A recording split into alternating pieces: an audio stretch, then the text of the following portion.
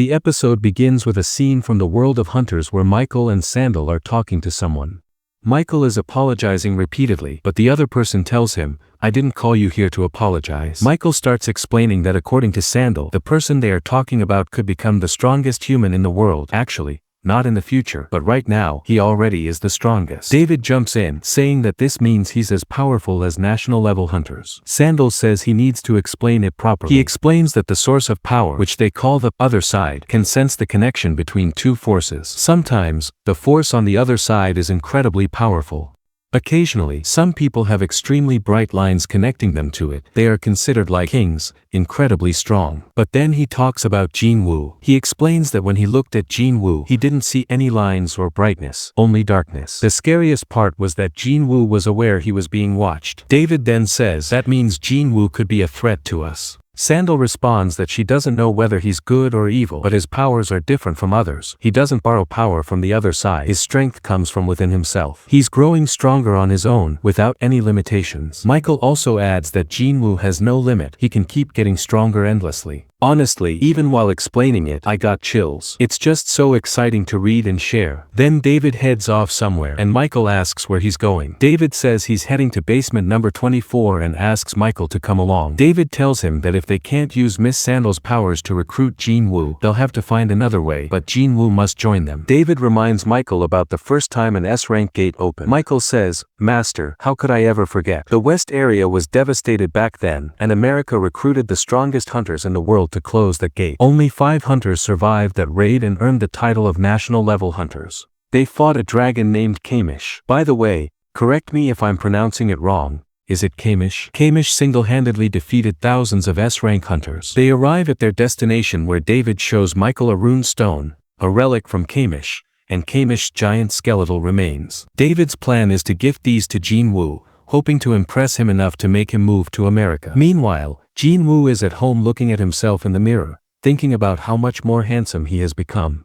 He goes to his sister Jaina and asks her to rate his looks. She teases him, saying, "Don't get too full of yourself. You're not that good looking." Their cute sibling banter lightens the mood a lot and makes it feel like a family show, not just an action anime. Then Jin Woo tells her he's planning to start his own guild and names it Solo Player Guild. Jaina laughs and says it's a terrible name because he isn't really solo. He uses his shadow army during battles. Jin Woo realizes she has a point and asks her for a better name. She suggests a Jin Guild, explaining that means to move forward or advance, and Jin comes from their family name. Honestly, Jaina is pretty smart. We then see Cha Hae-in, who can't sleep because she's thinking about Jin Woo, remembering how he teased her by asking if she liked him, and she almost confessed. She's blushing like crazy. Suddenly, she senses something strange and collapses, but Min Byung-gu appears and saves her. He warns her that Jin Woo is in serious danger and that she must tell him to be cautious. When she wakes up,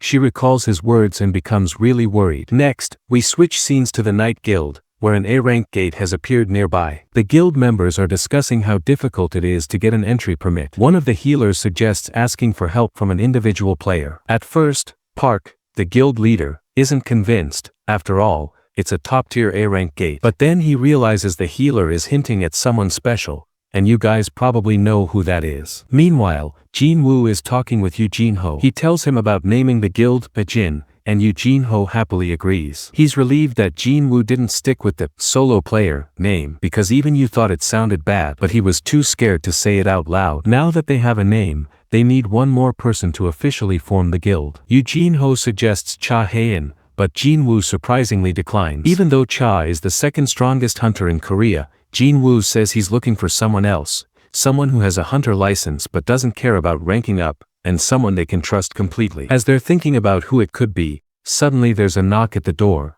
and don't worry, it's not Cha Hae-in this time. Jin Woo opens the door, and the scene opens with Jin Woo looking at the weather, hoping Jinha took an umbrella with her. He uses the shadow exchange technique, and the scene cuts to Jinha's school, where a group of mischievous boys is shown. They head toward an empty classroom, where a mysterious gate has appeared. They get scared, but as always, there's that one guy who pretends to be cool and reassures everyone that the gate is closed and only hunters can pass through. He even jokes that it'll take a week for the gate to break. But almost immediately, the gate shatters, a monstrous hand reaches out, grabs the boy, and chaos breaks out. The boy screams for help, but no one can do anything, and he's quickly overpowered. Later, we see that all 3 boys meet the same fate. A narrator explains that these monsters, though not very intelligent, are extremely powerful and cruel when hunting their prey. One of the monsters smells blood, gets excited, and smashes through the room, finding more kids in the school. Meanwhile, the story cuts to Jin Woo, who remarks how huge the dungeon gate is compared to normal ones. Many hunters, being his fans, gather to take pictures, but a healer from the strike squad named Chank introduces herself to Jin Woo, flirting openly and suggesting they could even start dating since she's single. Jin Woo jokes with Park, who laughs it off, and the team enters the dungeon. At the Hunter Association, a staff member receives a call from a terrified schoolgirl hiding in the bathroom, begging for help. She explains that there are monsters around, her friend is already dead, and she's extremely scared. The staff member tries to calm her, asking for a description of the monsters. The girl says they look human but have terrifying, green faces, orcs, it seems. Suddenly, a monster approaches her, and despite efforts to help, the girl is attacked before she can be rescued. Scenes of chaos unfold throughout the school. Blood everywhere, kids screaming, some escaping, others trapped. In Jinha's class, they barricade the door, preparing to fight, but a huge monster breaks in. One student tries to flee but is killed by another monster at the other door. The monsters communicate, sensing a strong mana nearby, much stronger than the students, leading them to target Jinha. Song, an E-rank hunter who recently awakened, steps up to fight but is warned by Jinha. Meanwhile, the monsters realize an even greater mana presence. Jinwoo's summon, the Red Orc, has been guarding Jinha. The Red Orc easily defeats the green monster with a powerful punch, launching it through the school's ceiling. Other summoned orcs gather to protect Jinha. Meanwhile, inside the dungeon, Park and his team face a 2-headed monster. Park uses his armor to block an attack, while his assistant blinds the monster. A female hunter slashes off one head, and a mage finishes it off by burning it. But Park's team realizes they're trapped between the monsters inside and an undead army outside. Strangely, the undead army isn't moving, puzzling everyone. Jin Woo senses something dangerous nearby and warns Park, realizing this dungeon might be far more deadly than anyone expected.